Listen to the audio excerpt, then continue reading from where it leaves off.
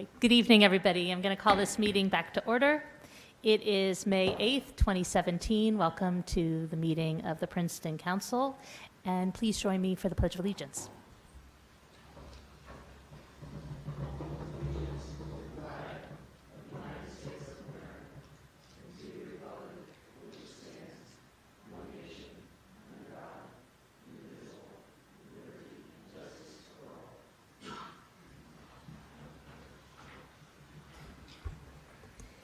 Okay.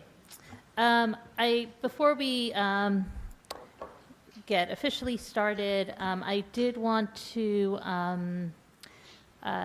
just make note of something that was in the press last week about our settlement efforts with Fair Share Housing Center over the affordable housing litigation. We are working on a settlement with them. We are hoping to potentially have a settlement in front of council to vote on tonight, but we're not quite there yet. So we're hoping to have something at our next meeting, May 22nd. But if anybody is here for that item, it'll not be on the agenda for tonight. I also would like to entertain a motion from someone on council to remove resolution number 5, which is 17155, a resolution by the municipality of Princeton in support of the proposal by the Friends of Herrington Woods to acquire the Veblen House and associated properties from Mercer County, and to remove that from the agenda this evening because there's some additional work being done on that and some additional conversations. So moved. Second. So the motion to amend the agenda has been made by Mr. Liverman and seconded by Ms. Krumiller. All in favor? Aye. Any opposed? Okay. All right. And then with that, we'll move on to one of my favorite items on the agenda tonight, which is Council's Award of Recognition. Every month we pick someone from the community that goes above and beyond in making Princeton the special place that it is. And I want to turn it over to my colleague, Councilman Lance Liverman, to present tonight's award. Well, thank you. I have a few words, and then I'll come down. It is truly an honor and a privilege to be given the task of recognizing a quiet, as I will call, giant in the town of Princeton. A man who has been a mentor, a boss, a friend, a teacher, and also, it's funny, a father and a brother to me. Yes, I'm talking about the one and only Andi Tomasi. I met Andi, believe it or not, and I'm showing my age now. I met Andi over 42 years ago. I was an employee for Princeton Recreation Department as a young lad, and Andi was my immediate direct report. In other words, Andi was the boss. As a boss, Andi was the most thoughtful, caring, and truly concerned boss I've ever had. And this recognition tonight is given to special people in the Princeton community, partners, people that have gone above and beyond to make Princeton into the lovely town it is today. Let me just share a few things about Andi Tomasi that many may not have known. First and most important is that Andi has been married to his wife, Mary Ann, for 62 years. This beautiful union produced 3 terrific children. There's Joe and his wife Nancy, his other son David, and then there's Andi's daughter Debbie and her husband Robert. 7 grandchildren and 1 grandson-in-law. As many of you know, family is extremely important to me, so I really have a lot of respect for that. Andi served in the Navy from 1952 to 1956. The cool thing is, between 1952 and 54, he served on the USS Intrepid, and he is a lifetime member of the USS Intrepid Association. Andi is president of the Princeton Roma Eterna Club. He belongs and serves on the board of the Princeton Italian American Sportsman Club. And because of his love to serve, he is also a member of the Princeton Petronello Sister Foundation. You would think he would be too busy and tired with all those activities, but he has found time to work on restoring a 1947 Jeep, I guess for fun. You can see that dedication is the going theme here. This has extended to one more job that has my head scratching, has me scratching my head. How did he do this? And this job is something that has really proven a sense of love and caring for future generations. And Andi has been a school crossing guard for the past 46 years. Yes, 46 years. Now that I've given you a little information about this quiet giant, please put your hands together to show how much we appreciate and thank Andi Tomasi for teaching all of us what dedication means. Congratulations, friend.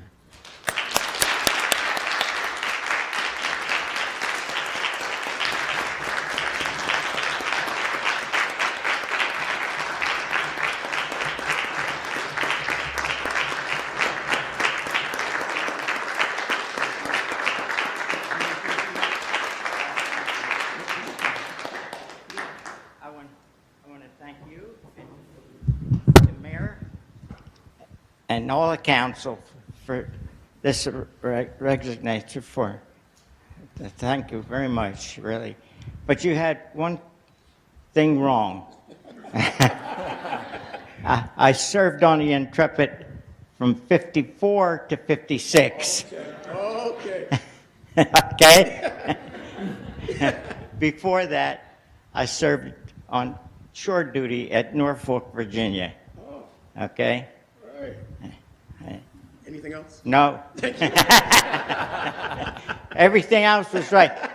And I want to tell everybody, the best worker, Lance and his buddy, Danny.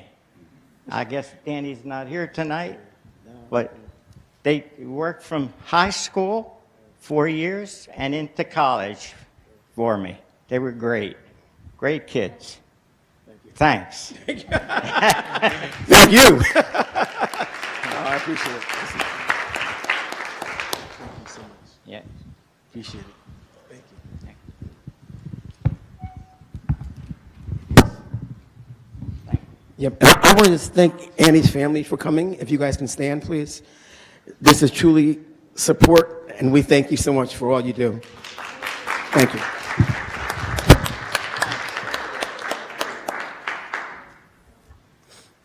Thank you.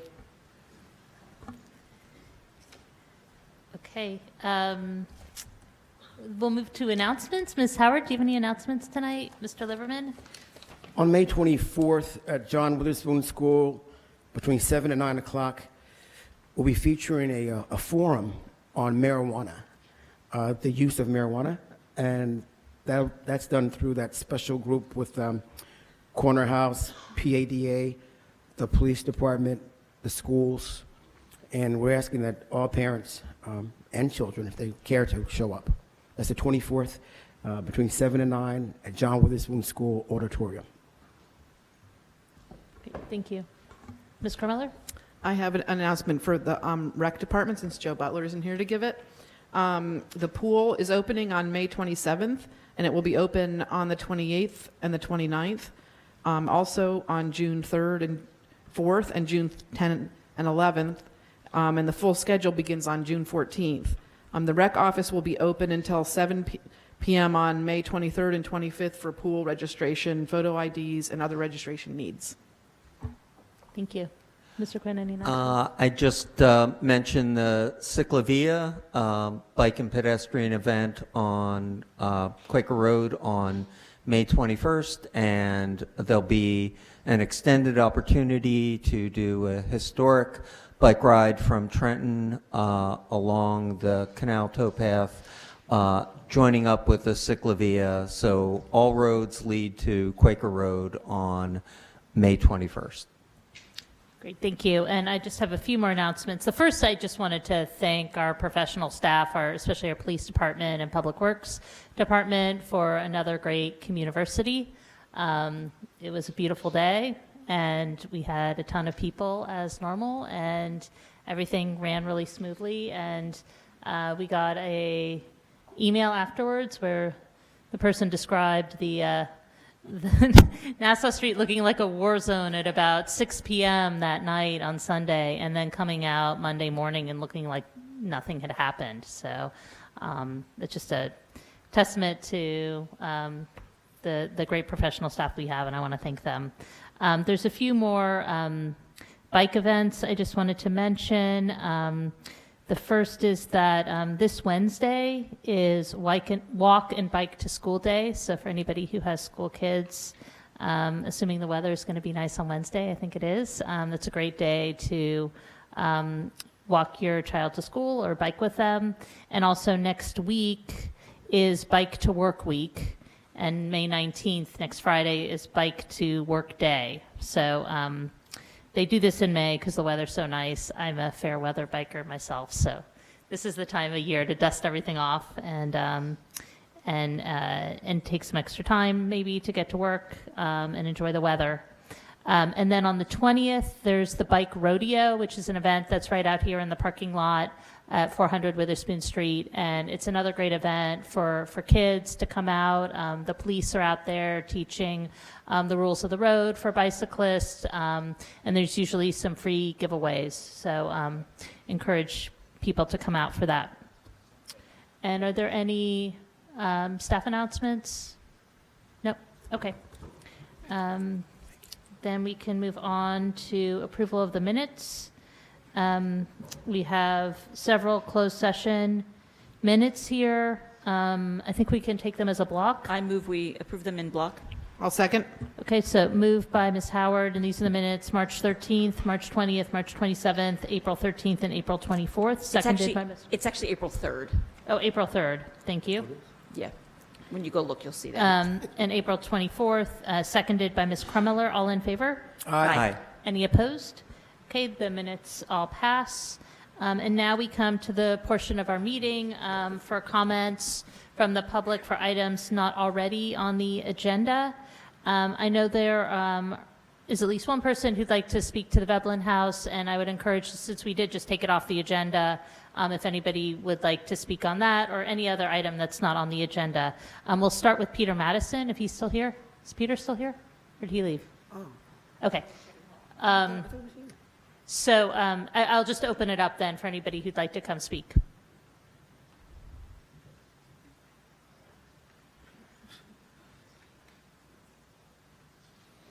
Hi, Steve Hiltner. Oh. Power. 139 North Harrison Street. I'm president of the Friends of Herrontown Woods. We had 2 wonderful nature walks this weekend, and as you know, the Veblen House and 4 other buildings are up there, and the Mercer County owns them and has been getting very serious about demolishing them despite our interest in saving them. I just wanted to mention a few things. We've had email conversations, of course, and I did want to mention a few things that just to make sure, because there's been a lot of misinformation sent out. First, there was never any deadline set for us in terms of coming up with a proposal and a plan for raising money and so forth. So there were never any extensions. So the county has not done any of that. I did want to mention a number of things. 4 out of the 5 buildings are solid and safe. They pose no threat to anyone. And we're actually using the garage. It's very useful. And the other buildings are very much enjoyed by the public. I'm very much into open space, and I credit the county with doing a wonderful job of helping the town preserve open space. I think one thing that people really haven't understood is the importance of buildings in terms of creating a sense of place and a gathering spot for people. And we have none of that on the east side of Princeton. We have Mountain Lakes, Clark House, DNR Greenways Education Center. We have all of that on the west side. We don't have any of that on the east side. And east side is sort of like the dark side of the moon. And it's taken me, like 12 years to realize this. But is the sense that we only gather on the west side of town. We need a place to gather on the east side of Princeton. And that's what we're working towards with these wonderful buildings that have a fascinating history and should be saved. I do want to say, because the article in the Town Topics, it was a very accurate article, It did, however, make it sound like we had an impossible task ahead of us to raise money. I did want to say that the 600,000 figure for fixing up the house, 200,000 of that is contingencies and general pessimism. It's no actual fixing anything up. And I was just talking, some of the estimates, a wood floor, $28,000 for a 2,000 square foot house. A professional in the field today quoted 9,000. So it's a third. And there was, some other things, 53,000 to raise the house. We don't need to raise the house. So I think the county, part of it is they come up with these huge estimates to create a sense of pessimism. And it's very unfortunate. And what we're saying is one size does not fit all. We need some creativity and we need some resourcefulness. And that's what we bring. So thank you very much. Thanks, Steve. Is there anybody else who would like to speak? You just state your name and address. Sure. My name is Inga Reagan. I live at 13 Madison Street. I am on the board of the Friends of Harrington Woods, and we do understand that you are in a difficult position with the county, and we really do appreciate that you're listening to us. My background is in family medicine and emergency medicine. I'm not a public speaker, so please bear with me. Honestly, I'd really rather be intubating a dying patient right now. But I have some notes and I'm going to try to be very succinct here. So we want to talk, I want to address the elephant in the room, which has to do with the fundraising. And that is one area that I'm trying to help the Friends of Harrington Woods with. I've been with them now for the past year. And I want to let you know that as of now, we have 2 members in a founder circle.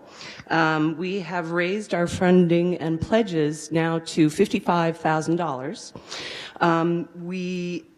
That amount, I believe you folks have got the plan proposal. Did they get a copy? Yeah. Okay. In there, it will show you that $55,000 is more than enough at this present time to fix up those buildings to a preservation state, which was our first goal, is to at least be able to have the amount of money to be able to do that. So as of today, we can do that. We would get a master carpenter to work with us. And what we're working on then is further funds to see if we can do more with the house. I want to quickly bring you up to date on the efforts that we have been making in the board this past year. We have obtained the general liability insurance, the D&O insurance that is necessary to be doing the work. We are under advisement from some friends who are leaders and business people in the community.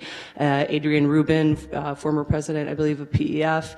A good friend of mine, Zoe Brooks, who has certainly proven herself to be quite an able fundraiser and businesswoman with Stone Soup Circus and Trenton Circus Squad. Under advice from them, we have continued to do our hikes and built up our email list to, is it 500?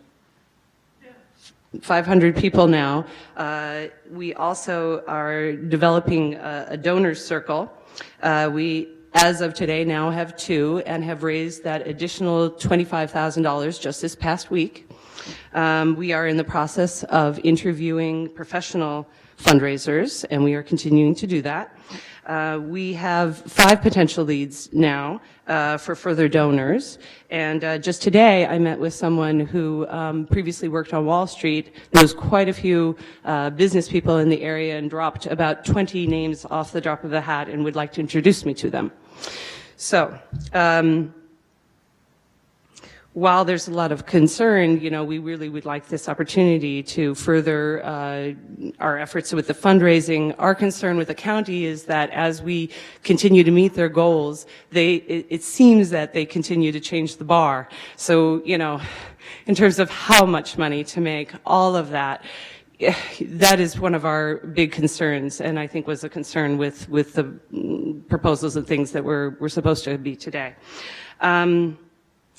I just wanted to get you up to date with where we are with the fundraising. If you have, I also am involved with some of the ideas that we have for events.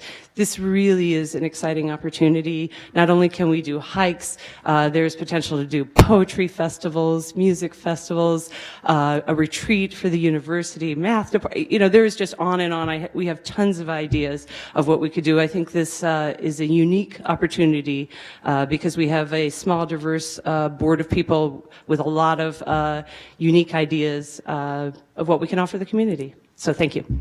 Thank you.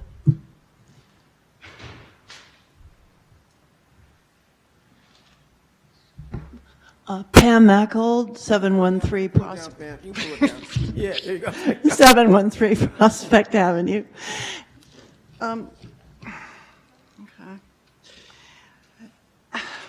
Since our national government is trashing all our past years' environmental efforts, we need all environmental efforts at this point, locally particularly. Steve Hiltner and his group have done amazing work with Herrontown Woods. Saving and restoring the Veblen House is really important to educate people about our environment, about our open space, and I think the Institute for Advanced Study would be a good partner. And since the municipality has not hired a person to take care of our open spaces and parks in Princeton, luckily you have a few groups like Steve's who have spent countless hours, countless energy with no pay to work on our open spaces. And we are so lucky in this town to have people like that. And I just want to add my voice in support. I also have worked long and hard on parks. And believe me, it's an exciting venture, and I think we need to commit. Thank you.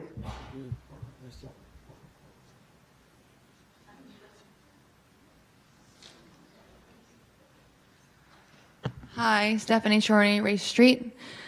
I want to echo everything that everyone said, so I'm not going to repeat everything. I appreciate you pulling the resolution for tonight. I'm in support of the proposed plan. The county has left the house to deteriorate to some degree, and I think it's unfortunate that now that there's a plan in place by a nonprofit that they would proceed to demolish it at this point. That seems unfair.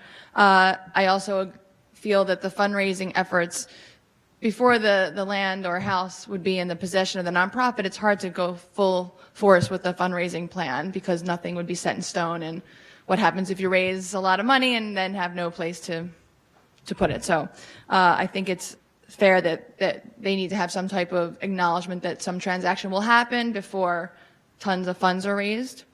So that's all I'm going to say about that. And I just wanted to say, in reviewing the agenda for tonight, I did notice that there were 2 resolutions regarding green purchasing and another green resolution, which I am happy to see. And I would just be remiss if I didn't say that the PEC put forward a waste management plan 3 years ago, and it would be great to see a resolution on some waste management plan in the near future. Thanks. And I'd be happy to help.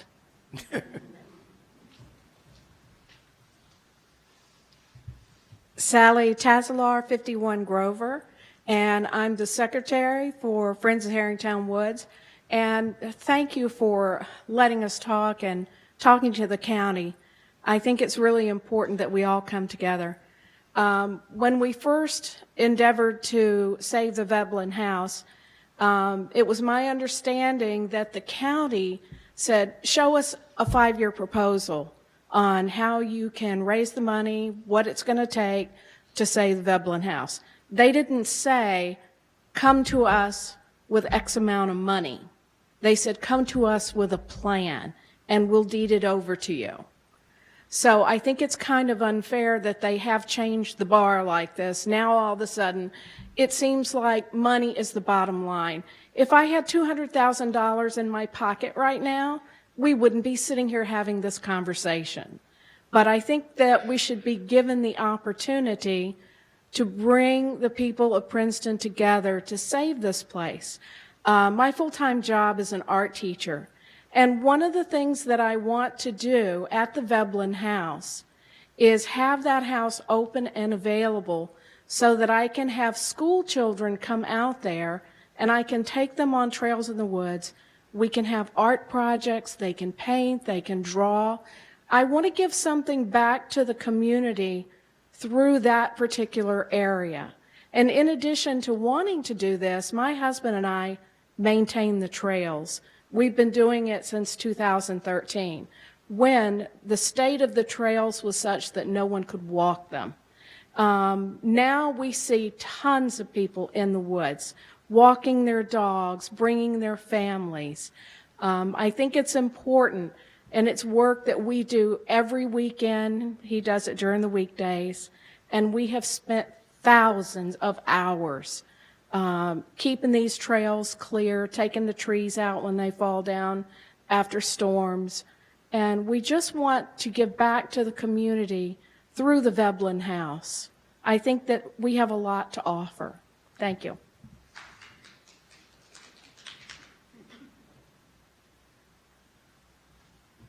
Wendy Kozerski, 35 Chestnut Street. The last time I was here, I didn't have to wear reading glasses, so bear with me. After hearing Sally Tazalar's testimony, I feel like there's very little that I can add. I mean, she really spoke from the heart, and I'm heartened to know that Council is continuing its conversations with the county to help see this project forward. Sally, I hope you've written down those comments and sent them to the county verbatim. I just want to say a few words, which I'm sure you already know, but I want to put this in the record. Based on the very diligent research by the Friends of Herringtown Woods, the Veblens left to the public trust Princeton's first nature preserve, along with a house and a cottage and a couple of other buildings. And reportedly, according to the Veblens' will, those structures were intended to become a museum, library, and nature center. And if you read Stephen Hiltner's blog, veblenhouse.org, it tells the story of Oswald Veblen's extraordinary contributions to Princeton and to the world, and of ongoing efforts to restore the preserve and buildings so that they so generously left in this town's care, or the county's care, I should say. As you well know, the Friends of Herringtown Woods is a volunteer, civic-minded group, has expended thousands of hours of labor over many years in devotion and care to honor Veblen's wish, if not precisely, in a way that will well serve the community, as you've heard. And my question is, why would anyone want to destroy this civic spirit? You know, it's if the reason is the group's delay in raising sufficient funds, that would be a foolish reason, given the entire context. Should the county decide to derail this group's work, it would be foolish. This is a time for lending support to this group, for repairing and reusing a culturally important landmark to honor yet another remarkable individual who left our town the environmental treasure of the land he bequeathed and the intellectual treasure of the Institute for Advanced Study, which he helped establish here. I hope that you and the county can show the community that you can use this opportunity to be innovative, not destructive, to be creative, not bureaucratic, and rise to the occasion to support the people who have labored so hard to establish yet another cultural resource in town. Put yourself in the shoes of these volunteers, see the vision they have, and see how they are building community. They can succeed if you let them. Thank you.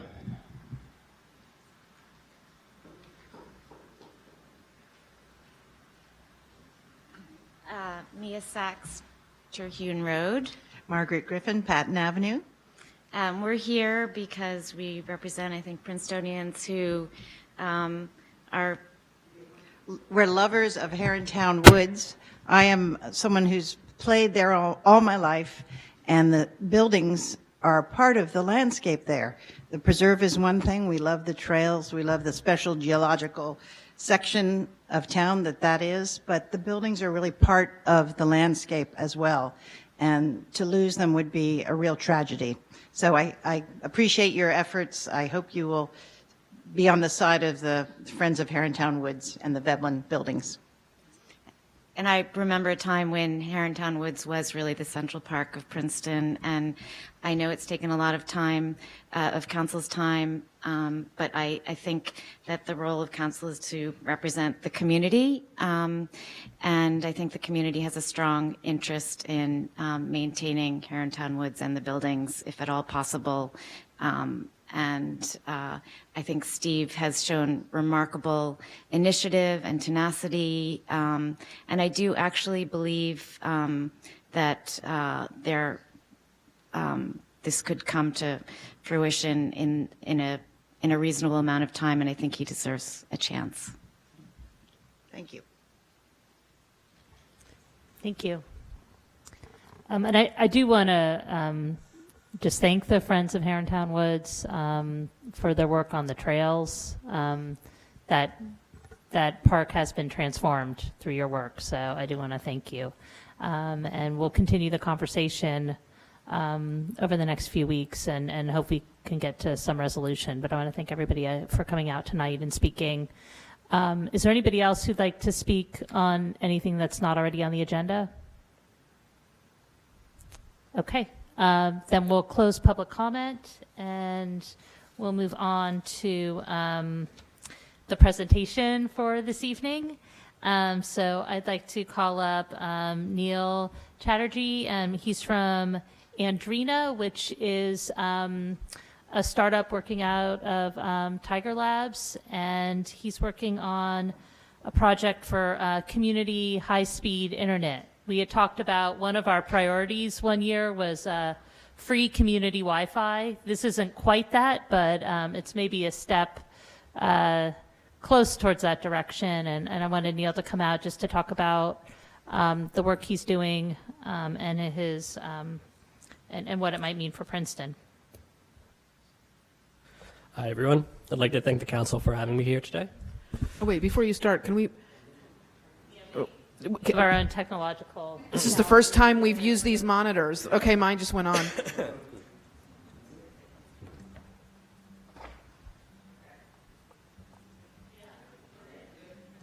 Wow.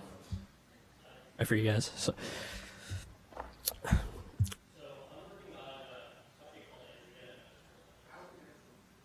Hey, Neil. Press the button that says push. There you go. Oh, yeah, I am. Oh, is this good? Are we Yeah, good? there you go.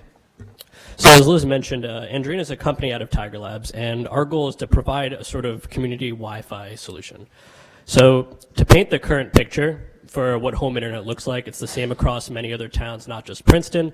There's limited ISP selection. The cost is going up over year, and it's becoming more and more difficult to avoid redlining, and it's hard to find affordable internet for low-income areas. So the whole point of Andrina was to kind of be a solution in which we can change the way the industry and the last mile of telecom works in some capacity. And my hope here is to kind of convey to you sort of how that'll work. So Andrina is community-powered wireless networking, and it brings wholesale fiber and pricing directly to each consumer. So the idea is that it will provide low-cost and high-quality internet to everyone at a fraction of the cost, somewhere between 5 times and 10 times the cost reduction. And specifically as the company's execution, we plan on prioritizing low-income areas around town. We're talking about the Witherspoon-Jackson area, Karen Court, Spruce Circle, all of these areas to prioritize first.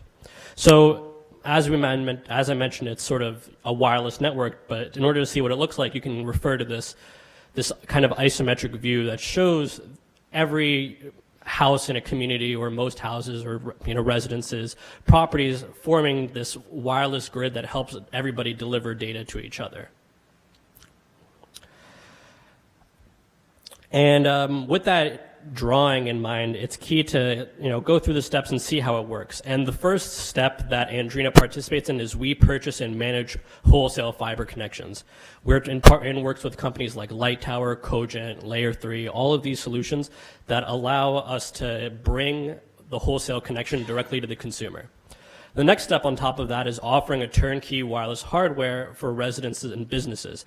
You can imagine somebody installing something on their roof, on their window, and it collectively automatically forms this network. And while everybody also has a mini Wi-Fi hotspot for their area as well.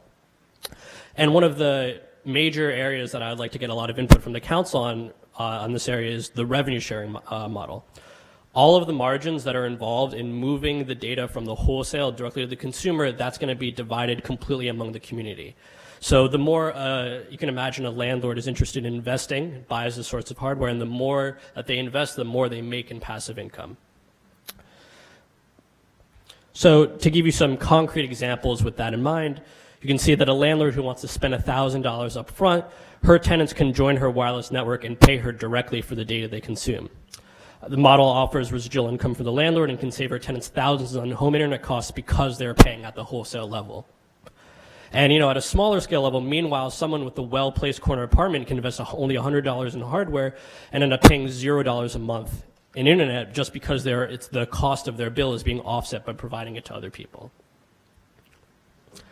And kind of with that in mind, the major things to think about are the community benefit. It's the sharing economy approach. The revenue sharing model means that the internet price is put back into the local economy. And it's interesting when you think of it that way because those people that you're giving the money to are more likely to then spend that money in the local economy as well. ISPs, because they tend to be more monolithic in nature, will take the money out of the economy, but this model directly puts it back in. And because we're working with affordable internet at the wholesale level, it allows us to go towards low-income areas and provide an internet solution when they might not have one. And one of the other benefits of having this sort of wireless grid, which is different from the wired one, is that we can have internet connectivity in the case of emergencies.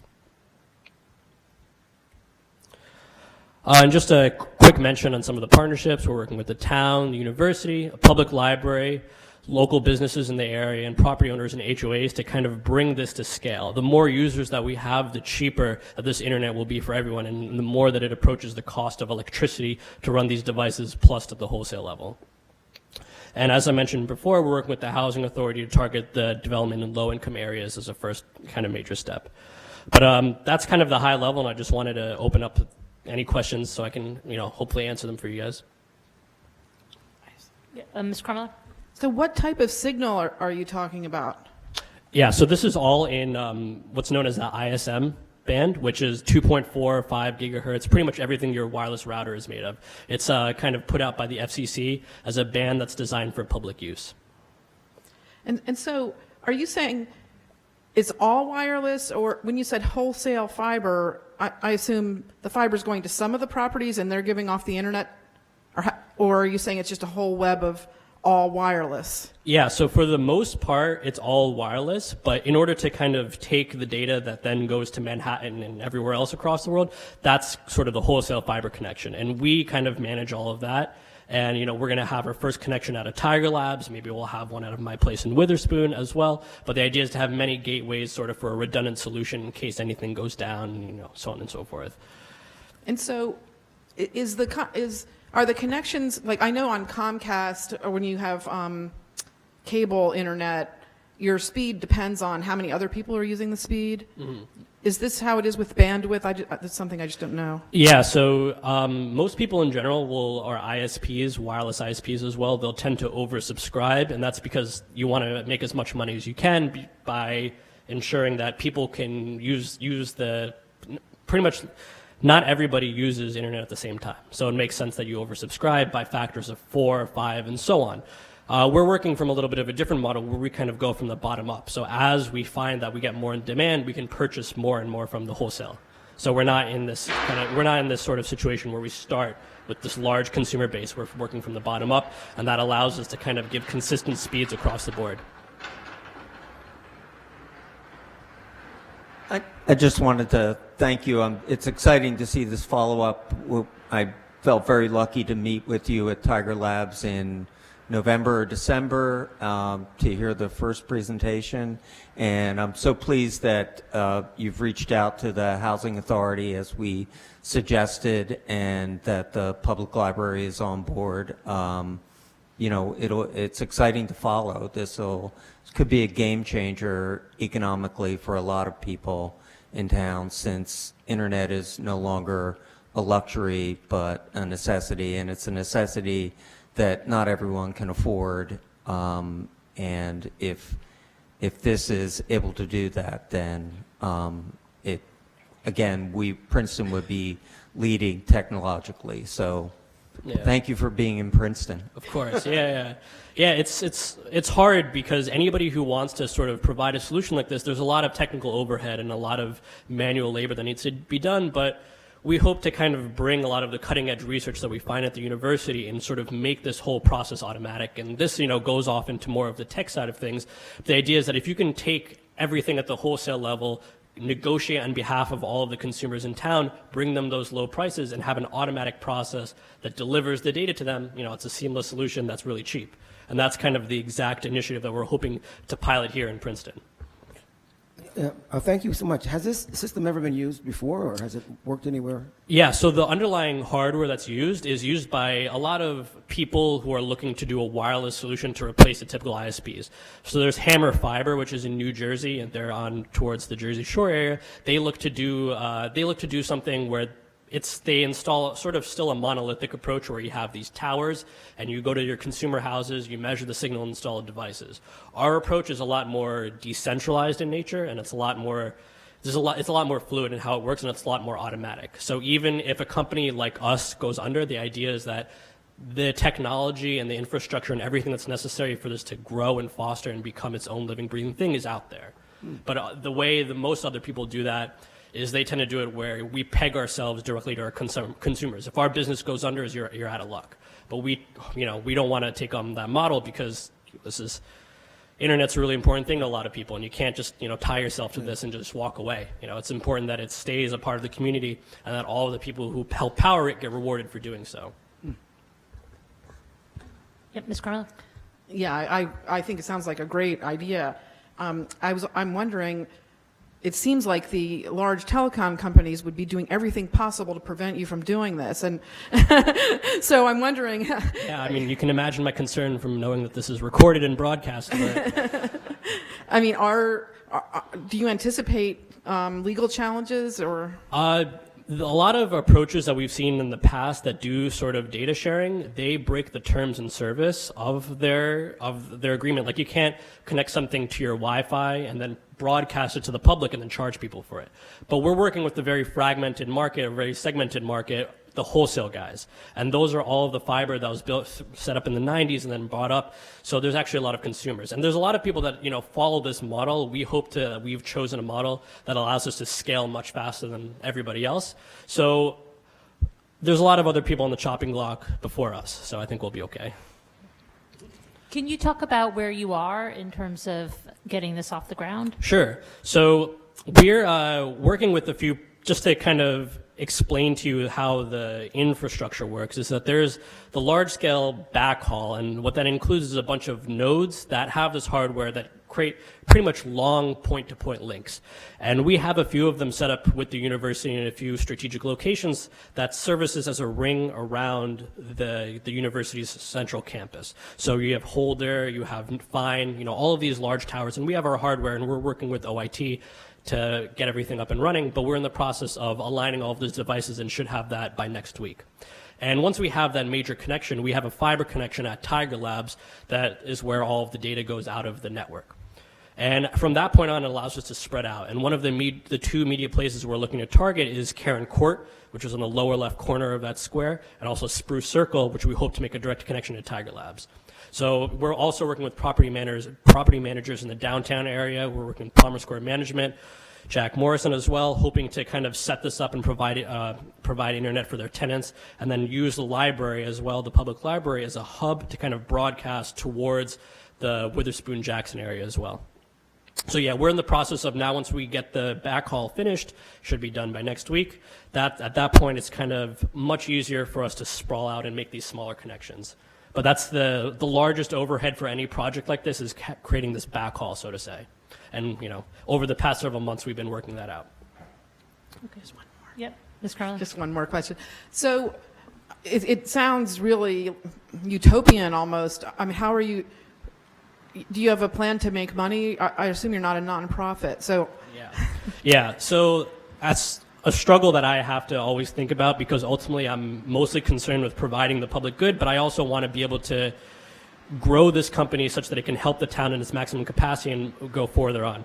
So our major concern is not what's skimming off of the top of the average consumer. So if you can imagine, like, the normal Uber model is they take 20% off of all of the rides. But our approach is that if somebody is paying, these $5, $10 for internet, why should we take off any amount when we could just put the rest back in the community? And our hope is that the way we make money is off of the hardware and also off of facilitating this economy. So we approach the larger scale property managers and say, hey, would you like to, set this up and make some passive income?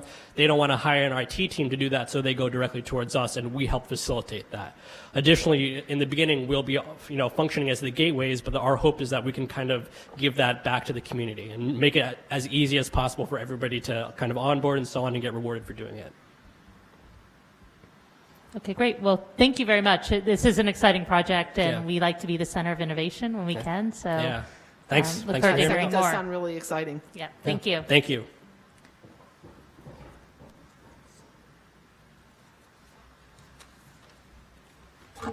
Okay, so move on to reports. Ms. Howard, any reports? Yes, thank you. I do have one just from the Public Safety Committee to let folks, our colleagues in the public, know that our chief of police is revisiting and updating the police directive that he issued in 2013. It actually was 4 years ago that he issued with regard to the explaining and clarifying the role of local law enforcement with regard to immigration and for immigration, federal immigration law. And after looking back at it, we think that based on our experience, we can update it. And we've been hearing from other towns wanting copies of it. And so we realized, well, maybe we ought to make sure it's as up-to-date as possible before other states start copying us, which, of course, is actually a testament to Chief Sutter that other states want to, other municipalities want to copy it. But so we'll be undertaking this process of updating it to reflect new circumstances, and we'll be coming back to report you guys on that, but wanted you to know that it's good timing anyway, that it's been 4 years. So, thanks. The mayor may mention it, but we're beginning interviews for the Youth Advisory Commission for the year 2017 and 2018. It's been our first year, and some of our youth will be graduating and going off to colleges, so we're interviewing, I guess, approximately 4 or 5 positions. Thank you. Just a couple things. PEC at its last meeting updated the green building checklist. Thanks to Tammy Sands for a lot of hard work there. There's PEC's embarking with several other community partners on an invasive species community education project, and the first event will be May 22nd at Princeton Public Library. And the commission reviewed and filed a report on the upcoming application for the Commons at the Institute for Advanced Study, which is going to go before the Planning Board. The Civil Rights Commission at its last meeting heard some really powerful testimony from students who were affected by the recent racial slurs at Princeton High School, and the commission is going to be following up with the district to get an update on its racial literacy initiatives. And I just mentioned that the Bike Advisory Committee at its last meeting discussed bike parking options on routes that are identified in the bike master plan. And they've also will be issuing a challenge to mayor and all members of council to once a week walk or ride a bike instead of taking a car on an errand or walk or bike to work. It's easier for some of us than for others, but a challenge has been issued to mayor and council to walk and bike more at least once a week. Thanks. I accept. Yeah, I think we all accept. I accept. But I just want to clarify that it was on average. So if you want to load up when the weather's nice, and then bank your car days for when it's miserable outside. That's what I'll be doing. But thank you. All right, I had one announcement that I'll make now because I forgot to do it under announcements, which is next Monday, May 15th, there's going to be a special meeting here of the Master Plan Committee with Princeton University and their consultants who are working on the master plan, the campus plan. So I encourage everybody who's interested to come to that meeting. Is it a 7 or 7:30 meeting? Does anybody? It's a 7 o'clock meeting here in this room on May 15th.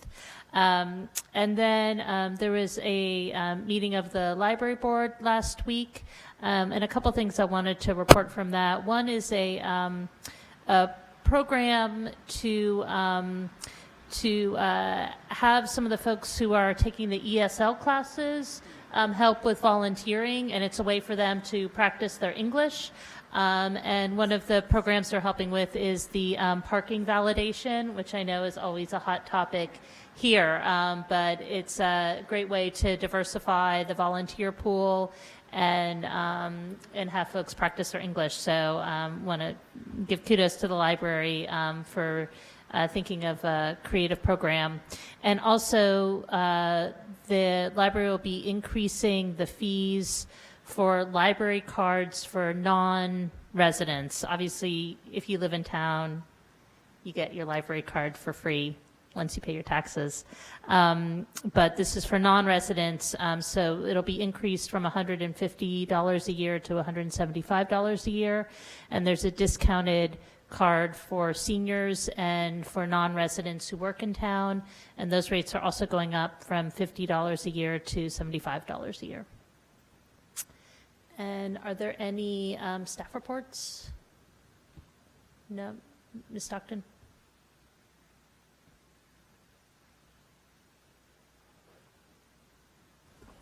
Thank you, Mayor. Just a couple of updates. Our contractor has been out on Great and Mountain prepping for paving, which will take place the next couple of days. Then the contractor will move over to Snowden Lane. Is my microphone on?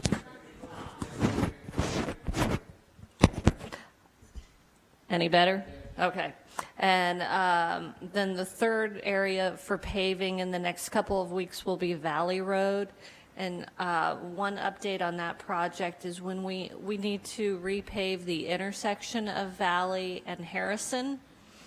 And so that is proposed to be done as night work so as not to disrupt the operation of that intersection. So we'd be looking to pave the intersection of Valley and Harrison as well as Valley up to Ewing Street. And we'll send out the appropriate notices as we get closer to that date.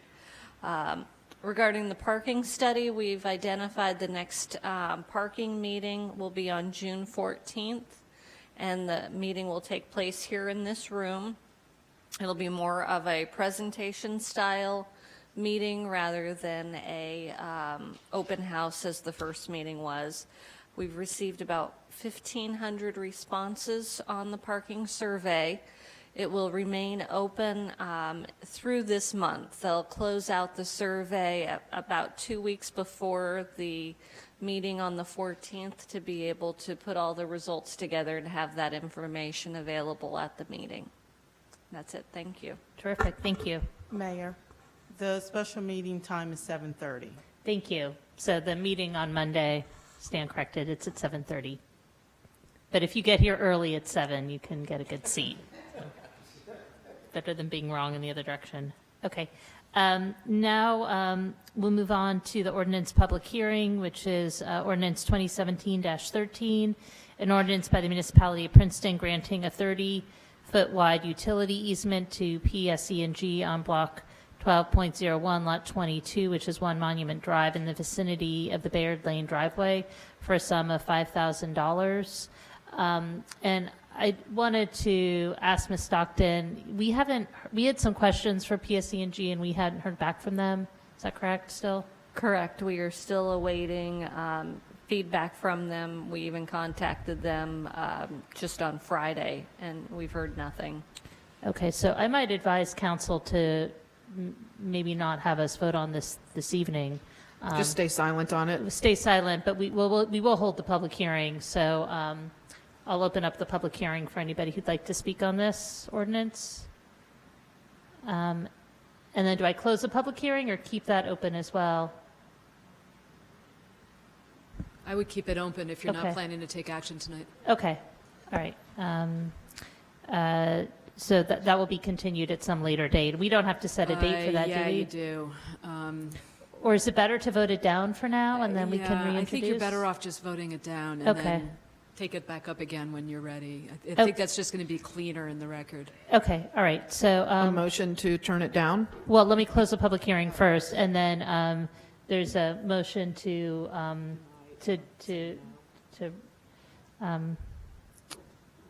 reject the ordinance by Ms. Krummeller. Is there a second? Second. Seconded by Mr. Liverman. Yes would be voting no. Move it to approve, and then I'll vote no. Yeah, I would either, actually, the easiest, somebody move to approve it and then let it die for lack of a second. Okay. So are you willing to withdraw your motion, I Ms. withdraw. Krummeller? I All right. withdraw. And then somebody can introduce, and then there won't be a second? Okay, I'll move to introduce. All right, and is there a second? There is not a second. So Ms. Krummeller introduced, but there's not a second. Okay, thank you for walking us through logistics of that. All right. It gets easier. Now we come to ordinance introductions, and the first is 2017-26. An ordinance by Princeton canceling special assessments for the reconstruction or installation of sidewalks along Moore Street, Park Place, Van Deventer Avenue, Willow Street, and authorizing the cost of said improvements as a general improvement. And Mayor, I just want to note it for the record that I'm recusing myself on this. My father has a house on Van Deventer. Okay, thank you. I'll move it. It's been moved by Ms. Howard, and is there a second? Second. Seconded by Mr. Liverman. Is there anybody here who'd like to speak on this ordinance introduction? Okay, just to explain, this is for having the town pay for the installation of sidewalks as part of this project. So, Madam Clerk, please call the roll. Ms. Howard? Yes. Mr. Liverman? Yes. Ms. Krumiller? Yes. Mr. Quinn? Yes. The ordinance is introduced and the public hearing will be on June 12th, 2017. Next is ordinance 2017-27, an ordinance by Princeton canceling special assessments for the reconstruction or installation of sidewalks along Poe Road and Edge Hill Street, and authorizing the cost of said improvements as a general improvement. And this is in line with the ordinance we just introduced, but on different streets. Is there a motion to approve? So moved. Second. Moved by Ms. Krummeller, seconded by Mr. Quinn. Madam Clerk, please call the roll. Ms. Howard? Yes. Mr. Liverman? Yes. Ms. Krumiller? Yes. Mr. Quinn? Yes. And the public hearing, the ordinance is introduced, and the public hearing will be on June 12th, 2017. Next is 2017-28, an ordinance by the municipality of Princeton concerning the Complete Streets Committee and amending the Code of the Borough of Princeton, New Jersey, 1974. Is there a motion to introduce? So moved. Moved by Ms. Krummeller. Second. And seconded by Mr. Liverman. Ms. Krummeller, did you want to say anything about this resolution? Well, it's just to reduce the number. We had a number of meetings where we couldn't get a quorum, and we had some vacancies, and it also is making it easier to, we realized that an odd number is better than an even number, so we're just reducing from 10 to 9 for the committee. Okay. Madam Clerk, please call the roll. Ms. Howard? Yes. Mr. Liverman? Yes. Ms. Krumiller? Yes. Mr. Quinn? Yes. And the public hearing for this ordinance will be on June 12th, 2017. Next is 2017-29, an ordinance by the municipality of Princeton designating bus stop locations and amending the Code of the Borough of Princeton, New Jersey, 1974. Is there a motion to approve? So moved. Second. It's been moved by Ms. Krumiller and seconded by Mr. Quinn. And this is mostly a housekeeping ordinance to just designate bus stops that are already there. So, Madam Clerk, please call the roll. Ms. Howard? Yes. Mr. Liverman? Yes. Ms. Cramiller? Yes. Mr. Quinn? Yes. Okay, and this ordinance was introduced, and the public hearing will also be on June 12, 2017. And next we come to 2017-30. An ordinance by the municipality of Princeton regulating stormwater management and amending the Code of the Borough of Princeton, New Jersey, 1974, and the Code of the Township of Princeton, New Jersey, 1968. We have our engineer, Jack West, here to walk us through the ordinance. And can I just get a show of hands of how many people would like to speak on this ordinance? Okay, so we'll start with the with Jack's presentation. We'll have any questions from council, then we'll open it up for comment, and we'll bring it back to council for discussion. You did so well on the last few ordinances, I thought you'd just keep going. Basically, we started to harmonize the stormwater ordinance, I guess back last summer. And since that time, we've had numerous meetings with PEC and the Stony, Brook, Millstone Watershed, try to come up with an ordinance that met everybody's needs or concerns. So with this ordinance, there's 4 parts to it.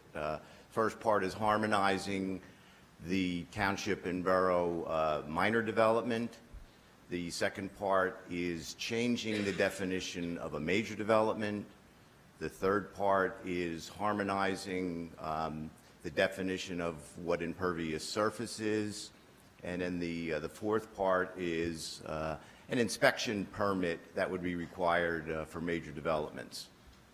So with the first part of the ordinance is harmonizing what a minor development is.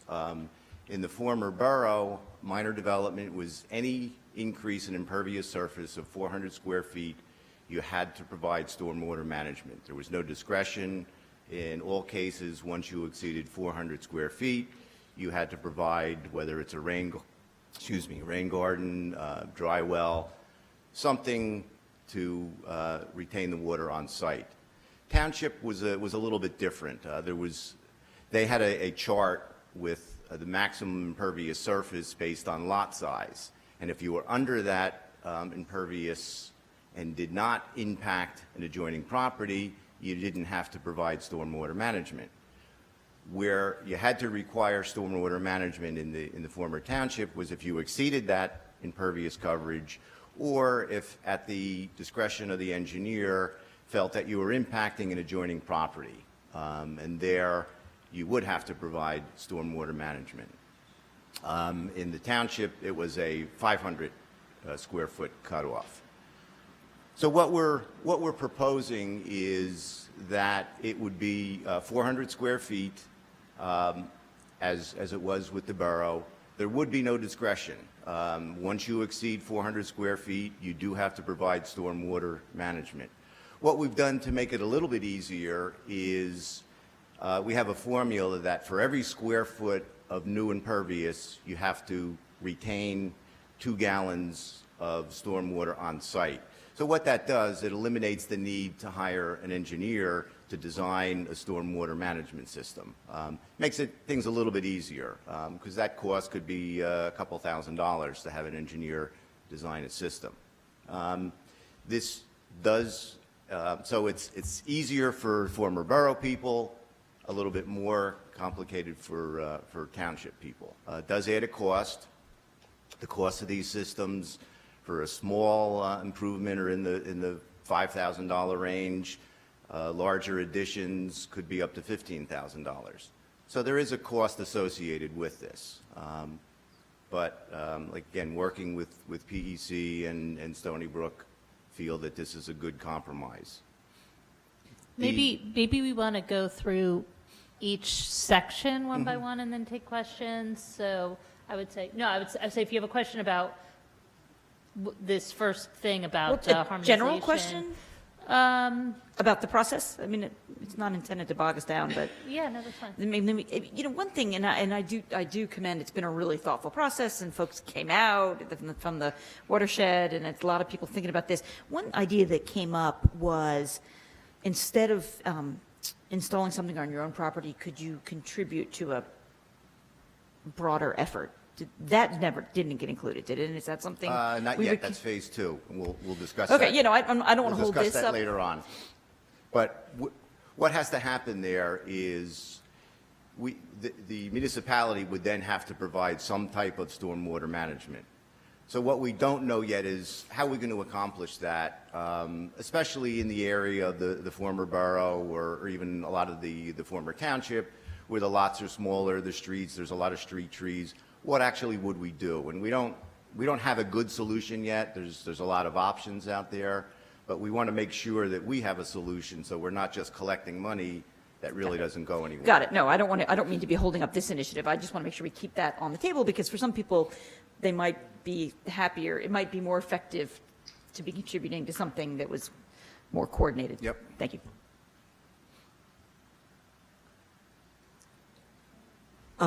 Jack, could you share your thinking with regard to 400 square feet versus PEC's recommendation for Oh, I'm sorry, I did 250 miss that square part of it. feet? So there's, the 400 square feet was what the borough used. That's where that number came from. PEC had suggested reducing it to 250. Don't have a strong opinion one way or the other. 250 is somebody putting in a small patio, then they would have to do stormwater management. So the initial thought was maybe that's a little onerous, but, you know, like I said, I mean, the 400 square feet I think works. That is more than most other towns do. There's a few towns that have used the 250, but it's not mandatory. It's in some cases at the discretion of the engineer. I think in Hightstown it was only a recommendation. So even with the 400, we're going over and above what most of the surrounding towns do. Ms. Craw. And I assume we could make a recommendation also. I mean, if people felt strongly here, I mean, I feel like saying it's a recommendation is not really doing much. I mean, when you say other towns have made Right, a that's correct. recommendation, I feel like we can just make that recommendation too. Right, but you know, I think in most cases, people wouldn't do it if they find out it's going to cost them $5,000. Can you just describe the process of how it would work for someone who's doing a minor development? So they would come in, like, when would you be eligible to do green infrastructure versus, you know, to put in a rain garden versus having to build a dry well? And Well, basically, we're leaving that option to the applicant. You can do, you know, green development. You have to show that you're storing that 2 to 1 gallons per square foot, whether it's a dry well, a rain garden.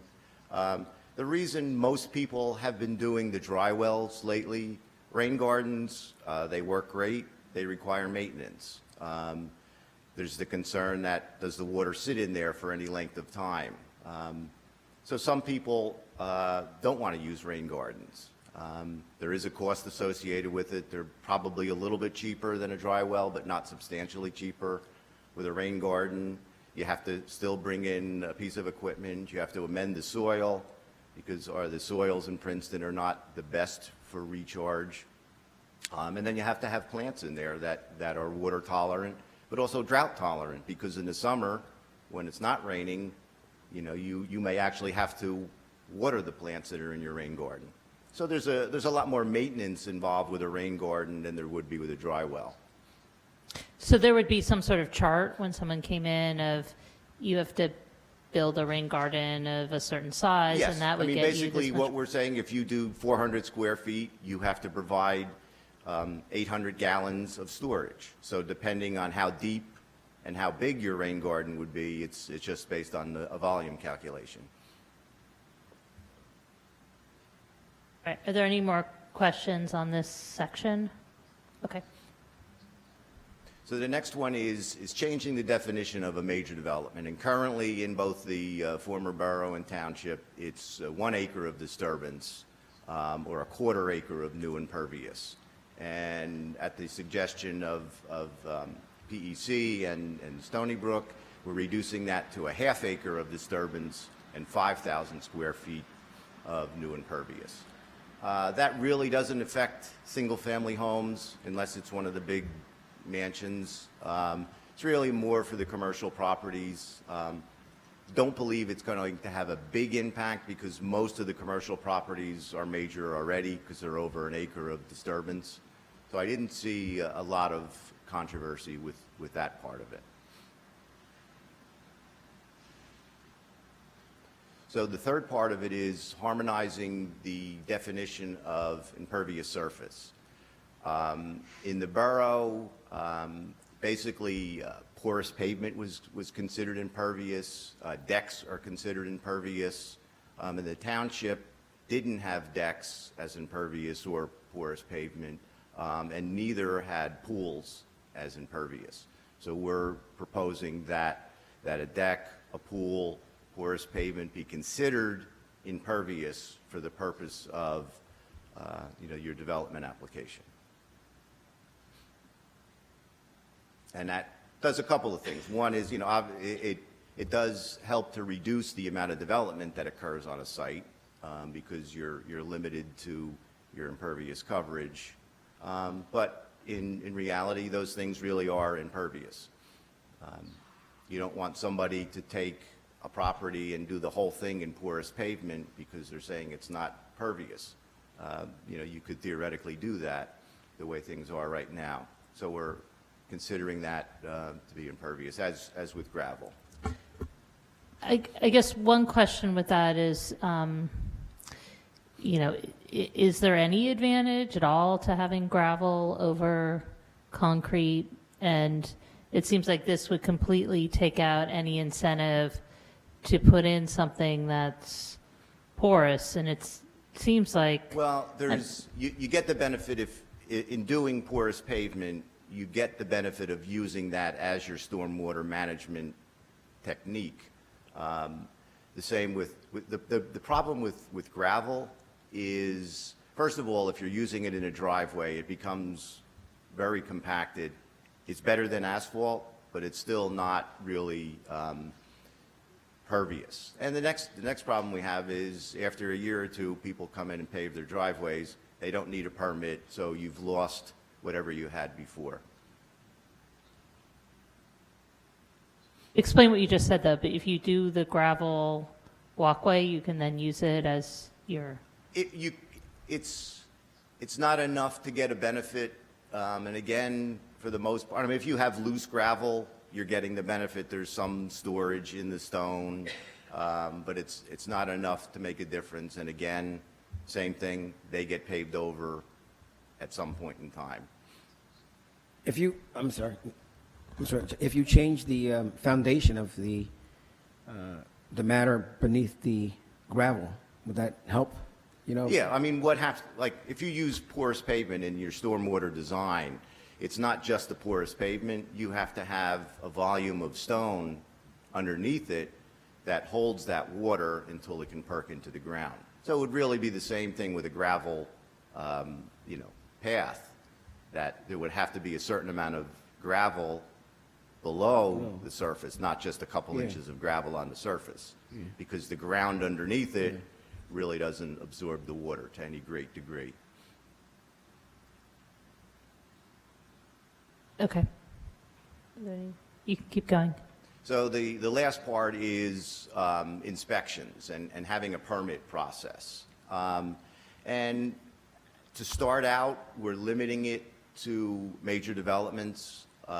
You would have to get a yearly permit, and with that permit, you have to submit a report to the engineering department that you've maintained your system, whatever that may be. There'll kind of be a checklist that if you have porous pavement, that the porous pavement was vacuumed. If you have a rain garden, it's being maintained. And we debated on what the fee should be. Originally, we had it at $500, and then we said, well, that's kind of high. We actually, as a starter, we're just doing it as $50, because we want to encourage people to obtain this permit yearly. We met with Access Princeton, and we think we can do it all through that. There will be a reminder that went out. So we think the process won't be too onerous for either staff or for the developers. One of the things that originally came out of PEC and Stony Brook is that it would be for everybody, including all the single-family homes, and it would be a quarterly report that had to be submitted.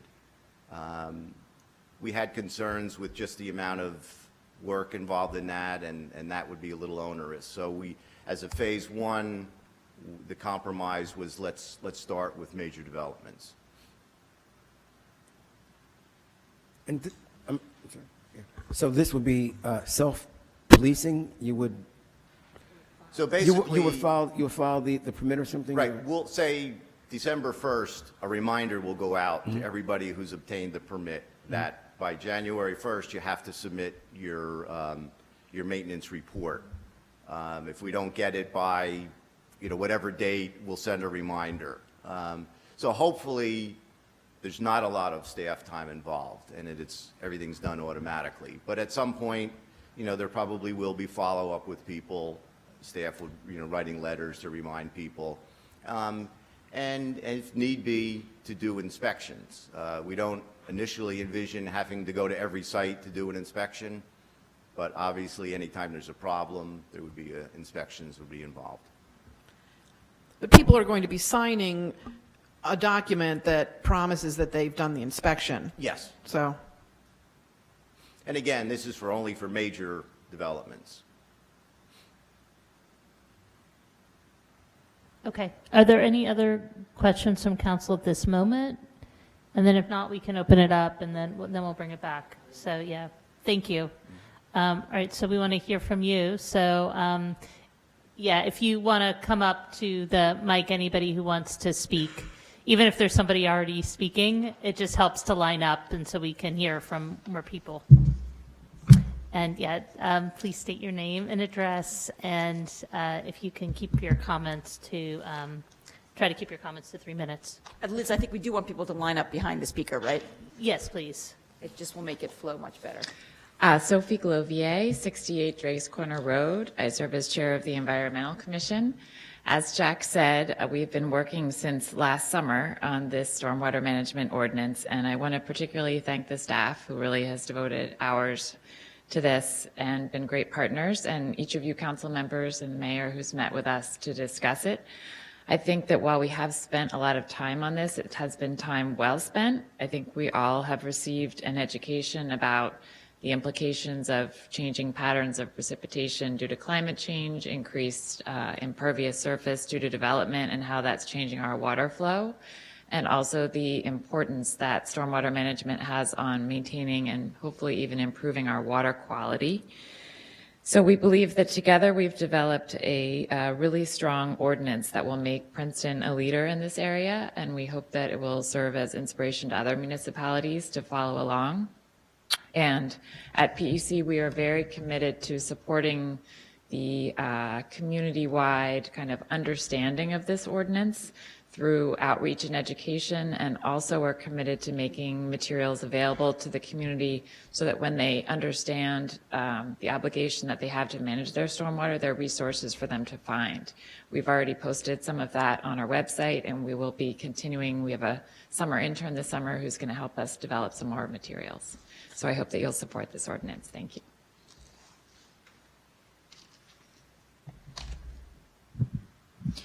Thank you very much. My name is Mike Pissarro. I'm the Policy Director for Stony Brook Millstone Watershed Association. And I'd like to echo what Sophie just said. Jack and Deanna have been great over the last several months.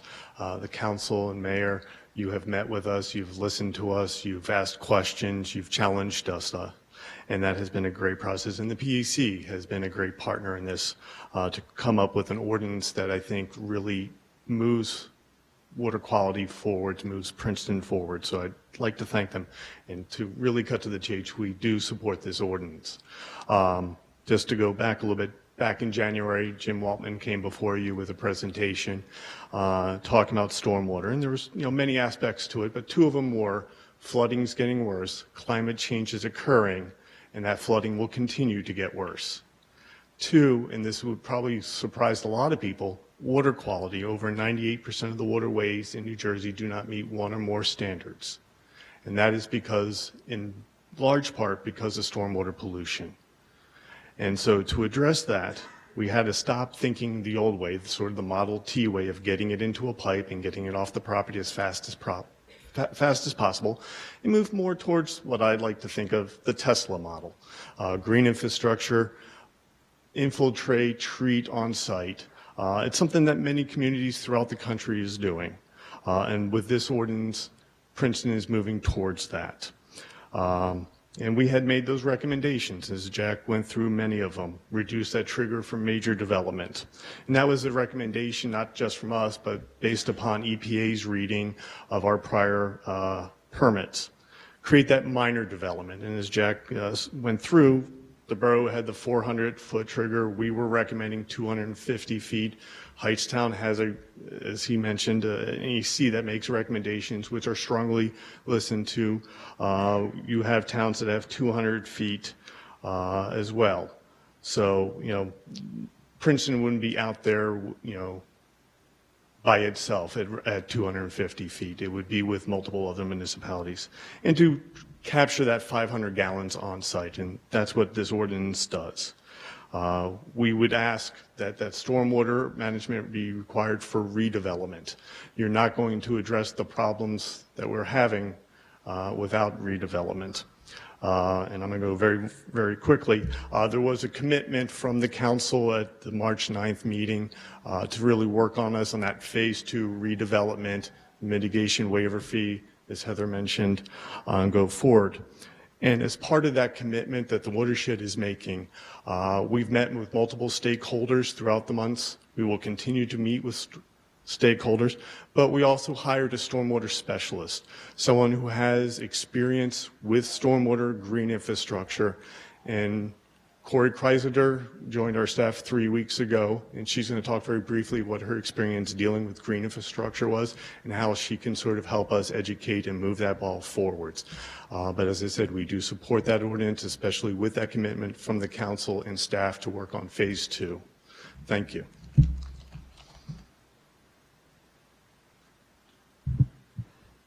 Hi, my name is Corey Kreisler, and I'm with Stony Brook Millstone Watershed Association. I'm the new stormwater specialist, as Mike mentioned, started 3 weeks ago.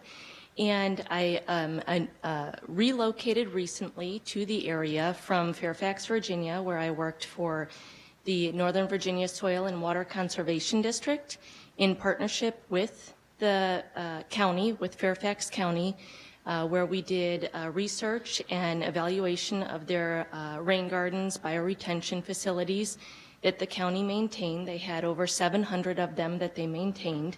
And so we would go out and look at them to determine how they were functioning, what was wrong with them, where things may have been going wrong, and what was going right. I also worked with homeowners.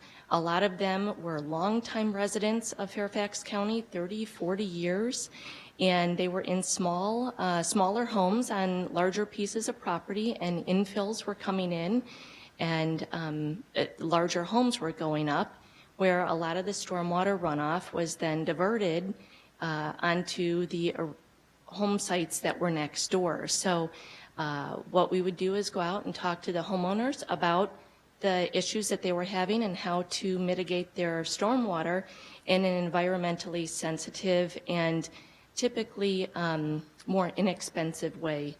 And now I'm here to try and help guide and educate what's going on here as well. So thank you very much.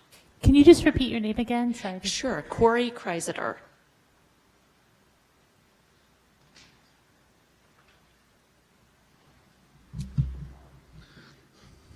Hello, I'm Joshua Zinder. I am an architect here in town, and I'm also a homeowner. I live at 142 Moore Street. The ordinance, as I see it right now, is incomplete, and I think is particularly onerous to some of the smaller residents and residential projects. I also consider myself an environmentalist, so this is something that we do in our projects. We put sustainability first. As I read the new stormwater ordinance, in its current state, it does not incentivize green infrastructure. I appreciate that it does actually define it now and list green infrastructure, which in the previous version I did not see. I think the fact that porous pavement or pervious pavement is now considered impervious in the ordinance, at the same time it's listed as a sustainable strategy, illustrates the problem with this ordinance. It's cyclical and it creates problems. So even if a homeowner wanted to do a sustainable strategy like pervious pavement, there's no path for them to do it. And in fact, it's eliminated as a path by the fact that it's considered impervious. A private homeowner, in order to build their deck, locate their air conditioner, add on to their walk, pave, a drive, will not utilize the green infrastructure solutions, as it will be easier and they wouldn't require an engineer to do it, whereas the green infrastructure would most likely require them to have an engineer, and potentially more cost effective to do underground storage tanks, which I fail to see as a sustainable strategy in stormwater management. It is a solution for the last 50 years, not the next. It seems like the ordinance presents big and costly strategies for small projects. This ordinance also seems to me to be another case of applying a blanket ordinance over our town, which is made up of neighborhoods of different densities, scales, and also impervious coverage. Witherspoon Jackson is not the same as Riverside. With this ordinance, I could not rebuild my patio, pave my drive, and have the home that I currently live in. And I think that my neighbors are largely unaware of the impact of this ordinance and do not understand the cost and financial path that it will take them down. The storage tanks that I would require for my home would be well over 2,500 gallons. This ordinance is all stick and no carrot. We should be progressive, look to incentivize sustainable strategies, and provide opportunities to homeowners to improve their homes and our neighborhoods, not punish taxpayers with undue restrictions. Thank you.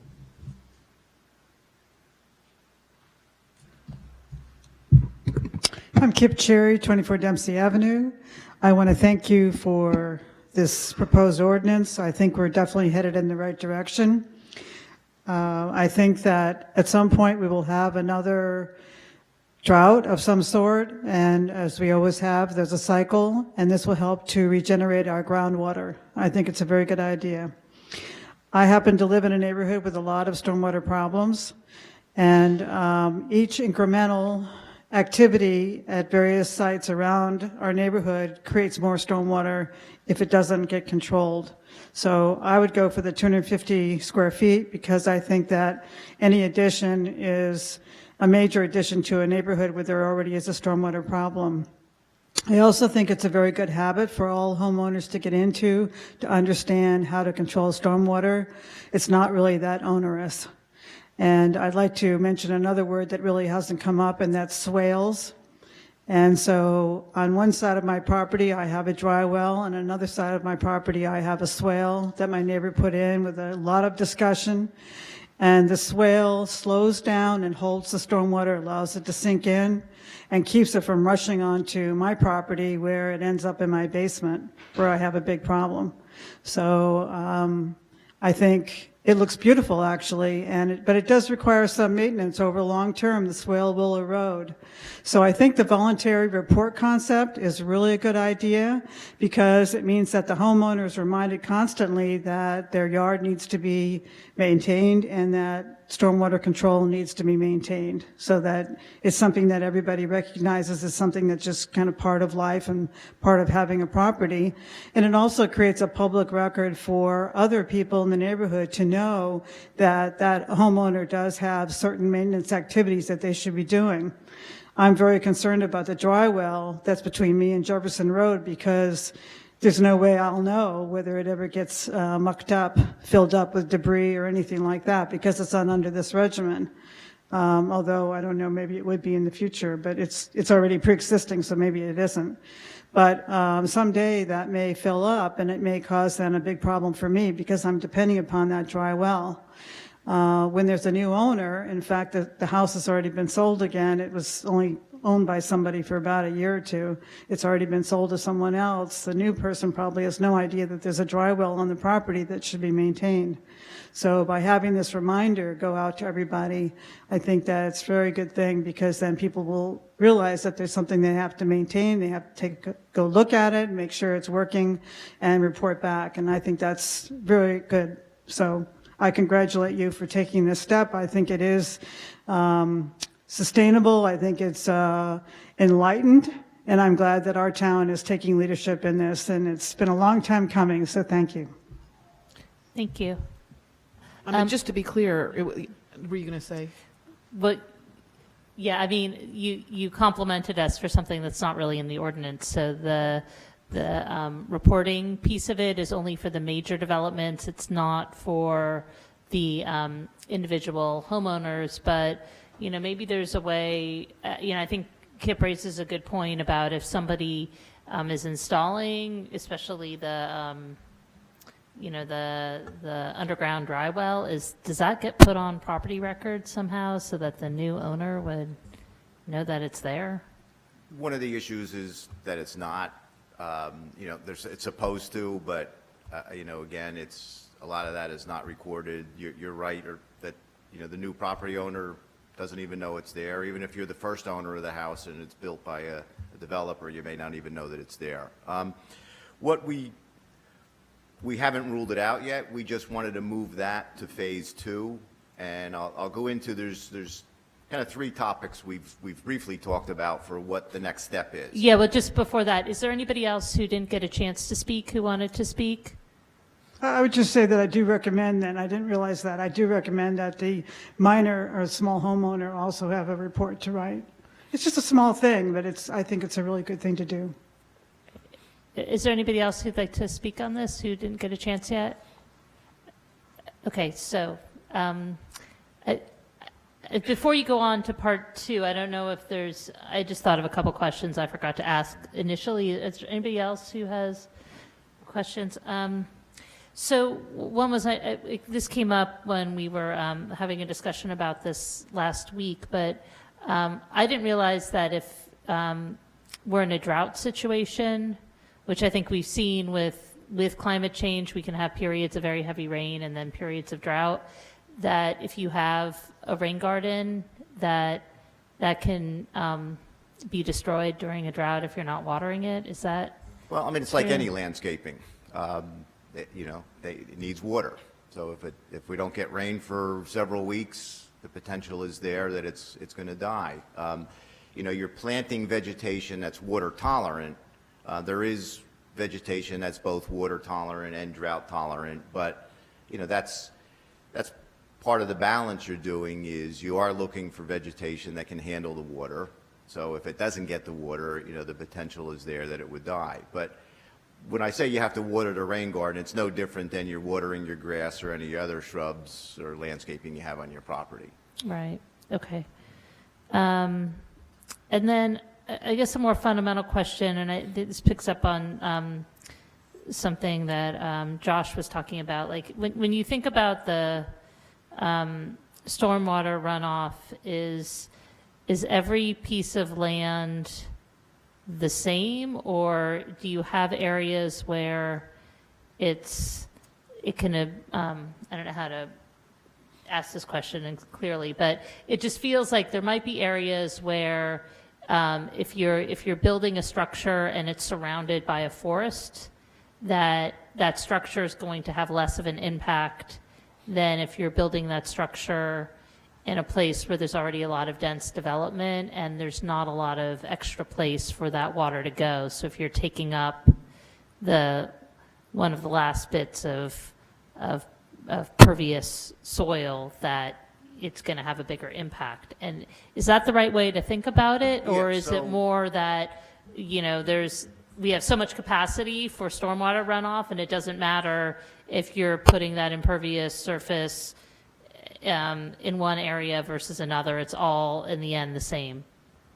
So there's a couple of ways to look at it. If you look at it locally, and so you say, I have a 2-acre property, I'm adding my 400 square feet, and it drains into the wetlands or into the stream or just across into the woods, I'm not really impacting anybody. And that was kind of the way the former township's ordinance was, that there was that discretion. So if I'm draining into the woods, there's no neighbor, I'm not really hurting anybody. But what you have to look at is, the big impact, more regional, is impervious surface is impervious surface, whether it's draining right into the street or into the storm drain system or into the woods. When you are calculating the amount of runoff, if it goes into a wooded area, it's that additional runoff from the impervious surface is still going into the woods and eventually into the stream and eventually flooding somebody downstream. Going through the woods is better than going down the street or into a pipe, but the woods only takes up so much water when it rains. It gets to the point where it's saturated and all of the rain that's falling in the woods runs off and goes into the stream.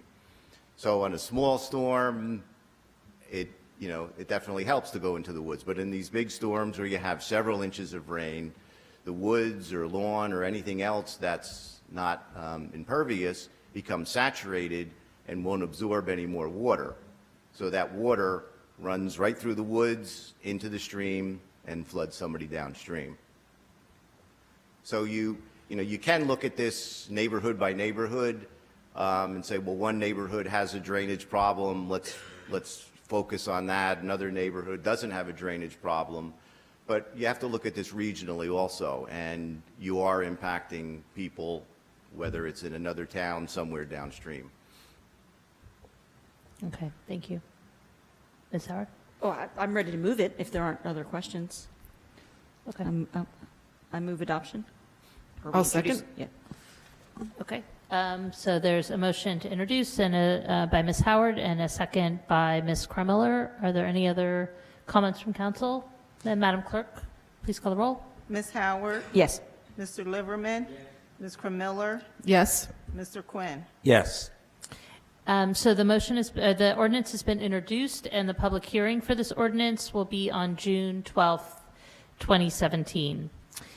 And thank you, everybody, for coming out tonight and speaking on this.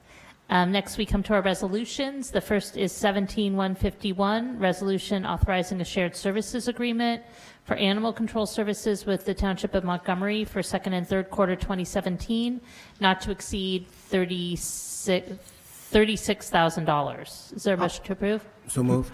Second. Moved by Mr. Liverman and seconded by Ms. Kremiller. All in favor? Aye. All right, the resolution is approved. Thank you, Jack.